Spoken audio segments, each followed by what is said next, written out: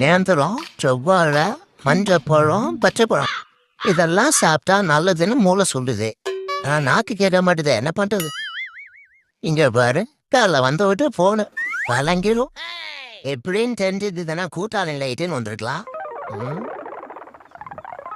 இப்படி இருந்தா திருடும் போது எங்க ஃபயர் இருக்கும்? இப்ப எதை எடுக்கிறதுலே தெரியல எனக்கு.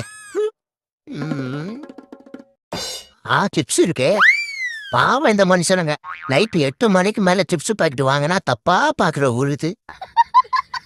சரி, நமக்கு என்ன வந்தது, நம்ம எடுத்துப்போம். மாட்டிச்சே.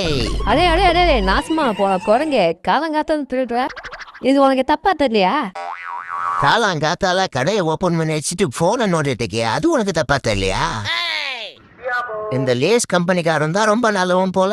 காத்துல பாக்கெட் பறந்துடக்கூடாதுன்னு உள்ள கொஞ்சம் சிப்ஸ போட்டு வச்சிருக்கான்.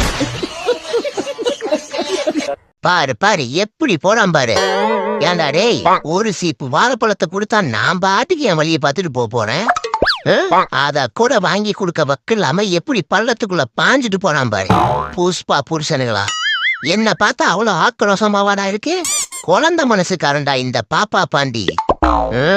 இங்க வாத்தியா ஒருத்தன, இவனாவது ஏதாவது வச்சிருப்பானா? இவன் பொசிஷனை பார்த்தா அவனா வர மாதிரி தெரியல. நம்மளே ப்ரொசீட் பண்ணுவோம். என்னடா நீ யாரு இந்த பாப்பா பண்டிகை பார்சல் ஏதாவது வச்சிருக்கியா, இல்ல நீயும் பள்ளத்துல பாய போறியா?